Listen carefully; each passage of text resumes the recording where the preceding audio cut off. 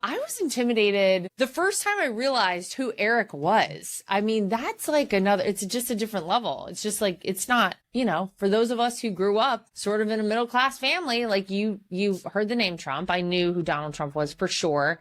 And it's like, like Trump money, that's in like rap songs and stuff for a reason, because it's real stuff. So yeah, it's intimidating. Look, it's intimidating meeting anyone who could be your future in-law, sister-in-law, brother-in-law, mother, father-in-law, all that.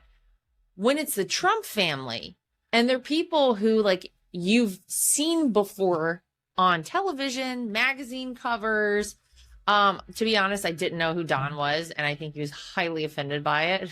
Don, you may or may not remember this. First time I met Don, I think Eric and I went to lunch in Mount Kisco, New York. We used to have a house, and Eric had a house, and then we kind of had it together, and then we bought a new house in this area. We used to have a house close by this one restaurant, Lexington Square Cafe. Don met us there, and I remember he was like, yeah, I got to head into the city to film. And I was like, oh, like, what are you filming? He was like, The Apprentice? Like, I was such an idiot. That was the first time I met Don, and he was kind of upset that I wasn't like a full Apprentice fan. I actually, truth be told, knew of The Apprentice. I knew about You're Fired. I knew that. I wasn't an avid viewer. I became an avid viewer. But yeah, it's always intimidating. But I'll tell you this. I think the story has been told many times. I think it was printed recently, I think in the New York Post, about the first time I met my father-in-law. It was at the US Open, which is happening right now in Queens, New York. And Eric had asked me, we'd been dating like a couple of months, asked me if I wanted to go watch a tennis tournament with him. Yeah, obviously, that sounds fun. That sounds like a nice little date. In my mind, we're going to sit in the bleachers. It's kind of thing that I used to do. And then we show up. There's a special parking area. We go up some elevators. We walk into a completely different part of this arena, this stadium.